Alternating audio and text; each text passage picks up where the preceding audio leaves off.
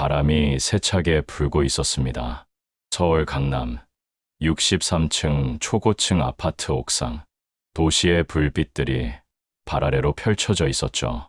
한 남자가 아버지를 난간 끝으로 몰아붙이고 있었습니다.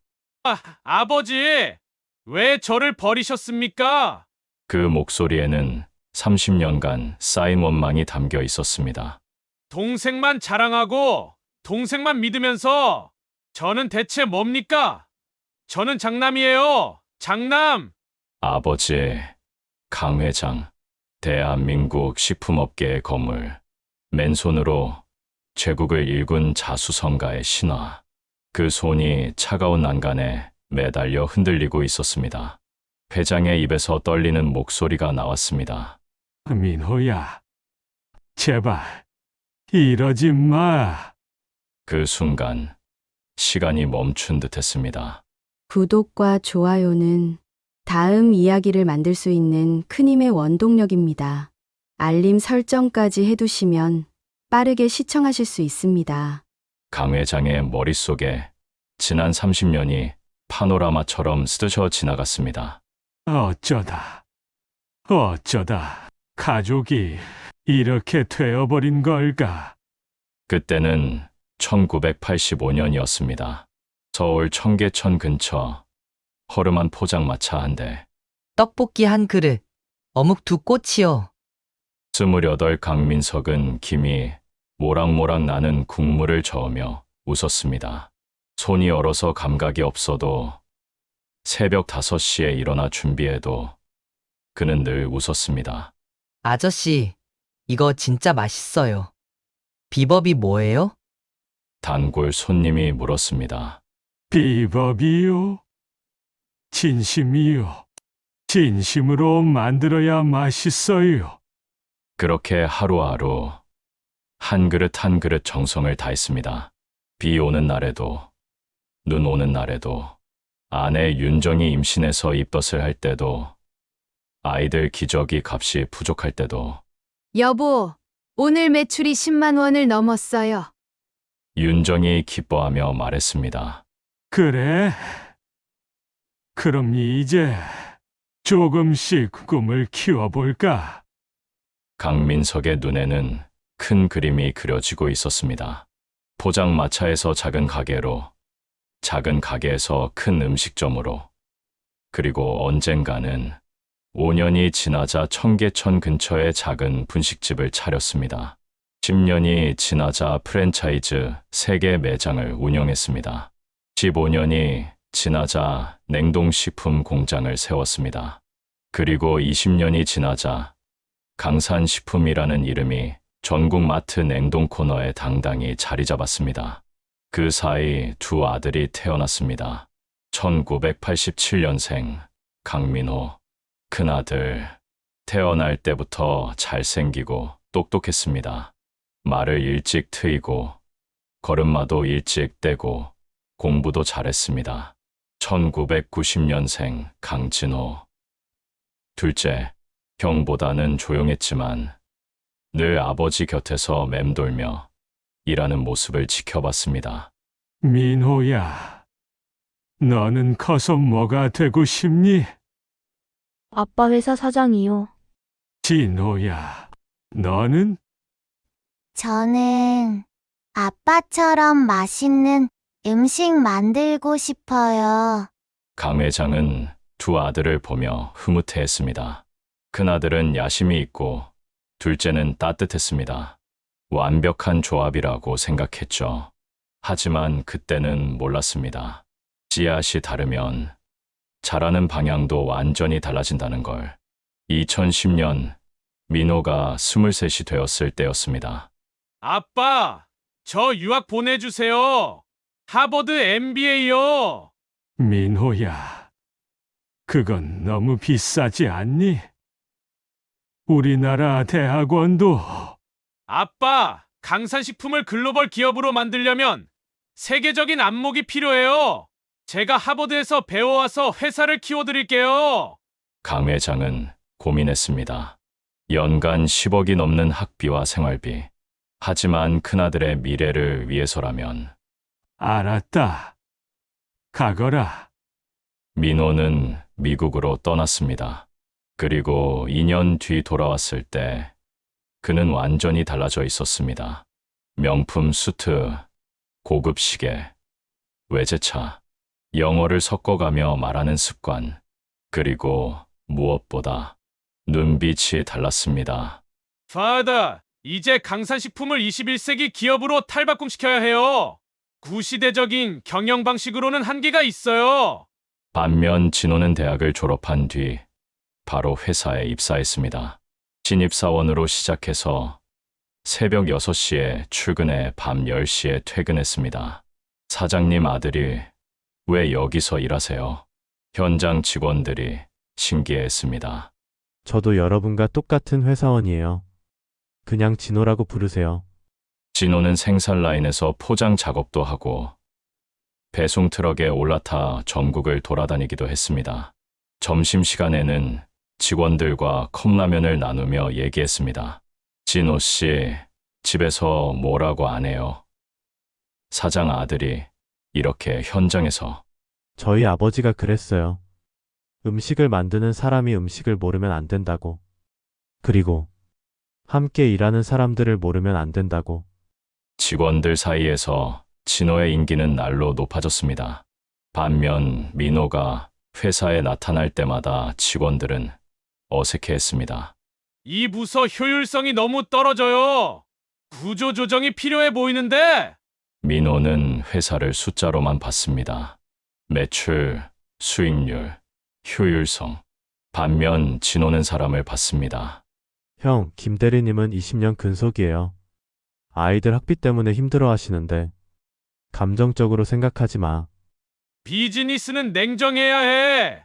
두 형제의 차이는 점점 벌어졌습니다. 2015년 강 회장이 두 아들을 불렀습니다. 이제 너희들도 30이 넘었으니 각자 회사의 한 부문을 맡아보거라. 민호는 경영기획실장이 되었고 진호는 생산관리본부장이 되었습니다. 그때부터였습니다.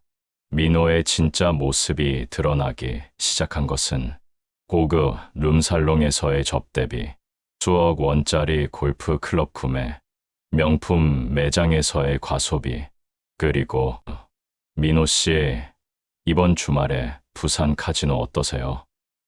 좋지. 스트레스도 풀고. 도박이었습니다.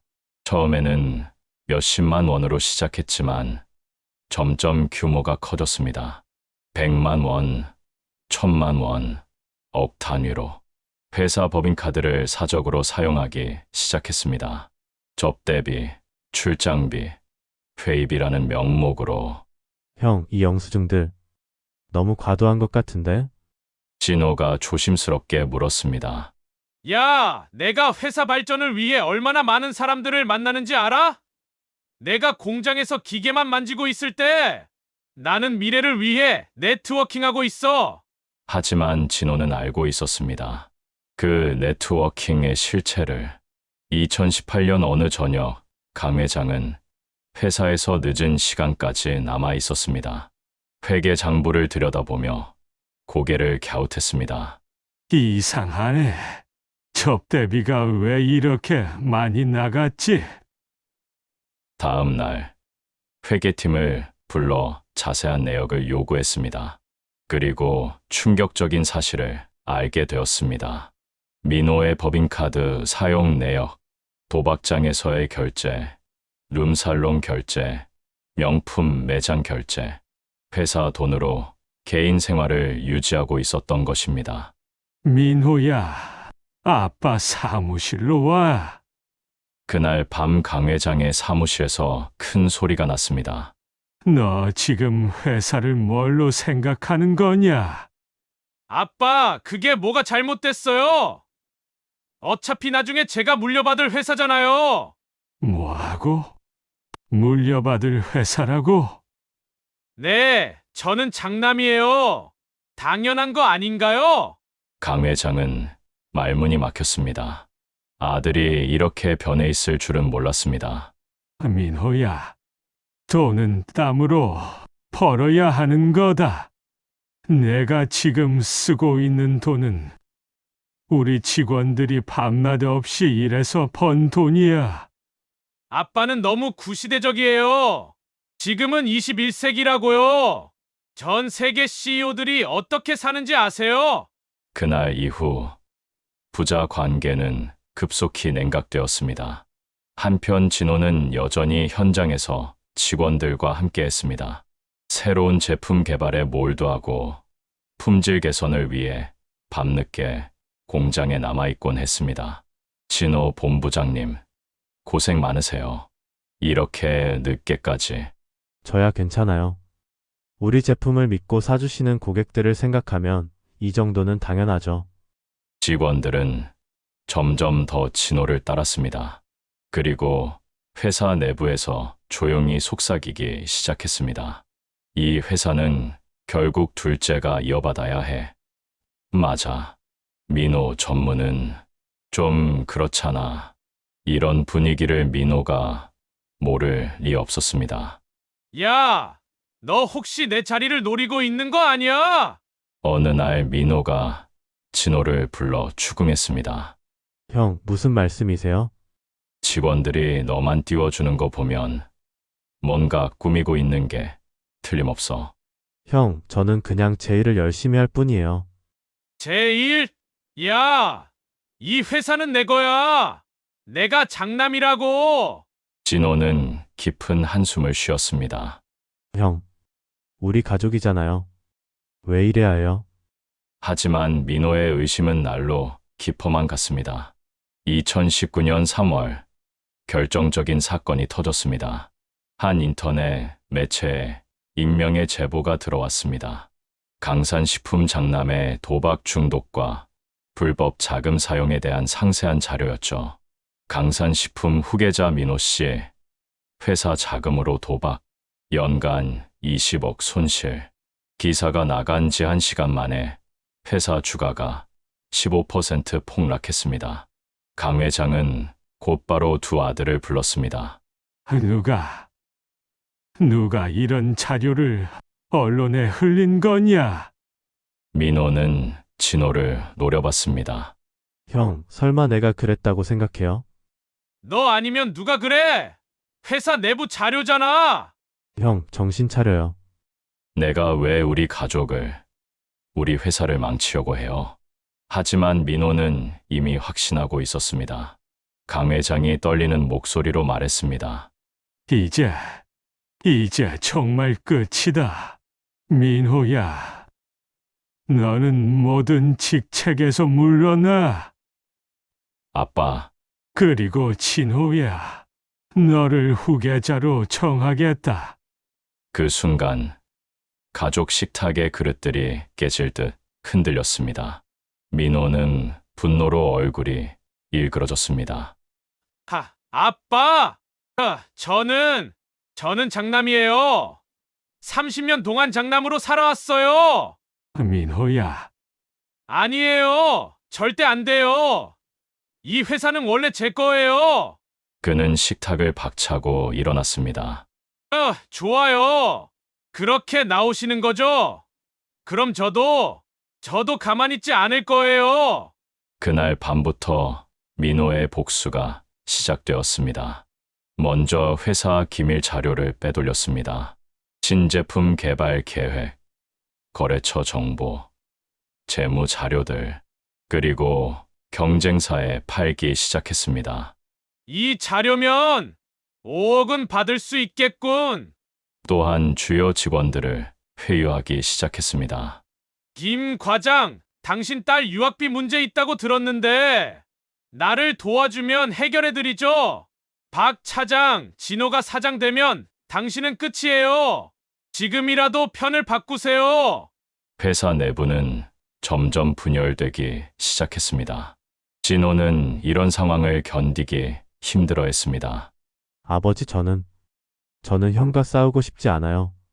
그냥 형에게 회사를 넘겨주면 안 될까요? 진호야, 너는 착하다. 하지만 회사는 개인 소유물이 아니야. 수천 명의 직원과 그 가족들이 의지하고 있어. 민호에게 맡길 수는 없다. 하지만 민호의 공작은 계속되었습니다. 2020년 코로나19로 모든 기업이 어려워진 상황에서 민호는 결정타를 날렸습니다. 주요 거래처들에게 뒷돈을 뿌리며 강산식품과의 거래를 끊도록 압박한 것입니다. 우리가 더 좋은 조건 드릴게요. 강산식품은 곧 망할 회사예요. 한 달 만에 매출의 30%가 증발했습니다. 강 회장은 밤낮 없이 거래처를 뛰어다녔지만 이미 돌이킬 수 없는 상황이었습니다. 민호가 이렇게까지 할 줄은 몰랐다. 진호는 아버지의 백발이 늘어가는 모습을 보며 가슴이 아팠습니다. 아버지, 제가 형을 설득해 볼게요. 그날 밤, 진호는 형의 아파트를 찾아갔습니다. 형, 제발 그만해요. 이러면 우리 모두 망해요. 너만 물러나면 돼. 간단한 거야. 형, 우리 가족이잖아요. 피 나눈 형제잖아요. 가족, 민호가 비웃었습니다. 가족이면 아버지가 나를 버렸겠어? 30년 동안 장남으로 살아온 나를 하루아침에 버렸겠어? 진호의 눈에서 눈물이 흘렀습니다. 형, 아버지는 형을 버린 게 아니에요. 그냥 회사가 걱정돼서. 닥쳐! 더 이상 듣기 싫어! 민호는 진호를 밀쳐냈습니다. 이제부터는 남이야! 우리는 남이라고! 2021년 12월, 강산식품은 파산 위기에 몰렸습니다. 민호의 조직적인 방해, 공작으로 주요 거래처를 잃고 신용도까지 바닥났습니다. 강 회장은 병원 침대에 누워 있었습니다. 과로와 스트레스로 쓰러진 것입니다. 아버지, 괜찮으세요? 진호가 아버지의 손을 잡았습니다. 진호야, 미안하다. 아버지가 가족을 지키지 못했구나. 아버지, 그런 말씀 마세요. 민호는 어떻게 지내니? 진호는 대답할 수 없었습니다. 민호는 이미 아버지가 입원했다는 소식을 들었지만 단 한 번도 병문안을 오지 않았습니다. 대신 더 기가 막힌 일을 벌였습니다. 회사 이사회에서 강 회장의 CEO 직위 해제를 요구한 것입니다. 몇몇 외부 이사들을 매수해서 말이죠. 강 회장은 이미 경영 능력을 상실했습니다. 새로운 리더십이 필요한 때입니다. 진호는 이사회실로 뛰어들어왔습니다. 형, 도대체 뭐 하는 거예요? 아, 동생이 왔네. 여러분, 이 사람이 우리 아버지가 편애하는 둘째예요. 이사들이 술렁였습니다.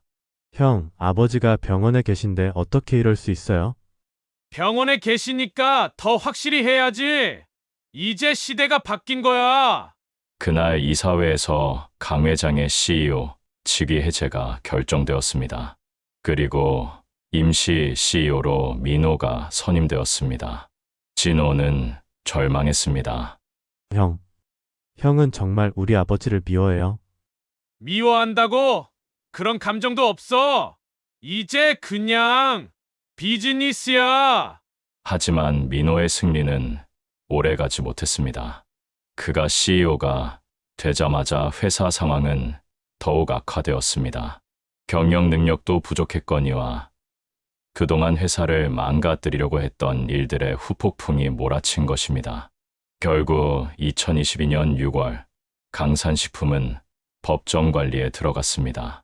30년간 아버지가 일군 제국이 무너지는 순간이었습니다.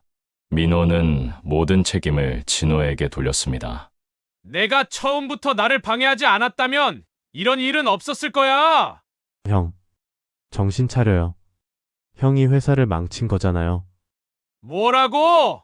내가 망쳤다고? 그날 밤 민호는 혼자 술을 마시며 중얼거렸습니다.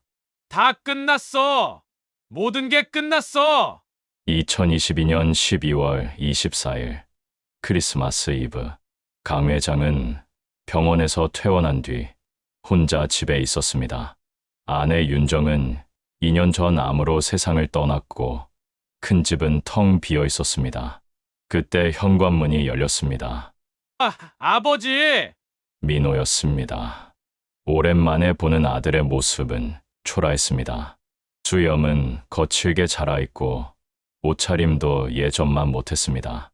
민호야, 오랜만이구나. 아버지, 저와 함께 가실까요? 어디를? 그냥 바람 좀 쐬러요. 강 회장은 이상했지만 오랜만에 찾아온 아들과 함께 나섰습니다. 민호는 아버지를 63층 초고층 아파트로 데려갔습니다. 옥상까지 올라갔습니다. 민호야, 여기서 뭘 하자는 거니? 바로 그때 민호의 표정이 돌변했습니다. 아버지, 왜 저를 버리셨습니까? 뭔 소리니? 평생 장남으로 살아왔어요. 아버지의 자랑이 되려고 얼마나 노력했는데 왜 동생만 예뻐하셨어요? 강 회장은 당황했습니다. 민호야, 나는 너희 둘 다 사랑한다. 거짓말! 아버지는 처음부터 진호만 믿으셨어요. 저는 뭐예요?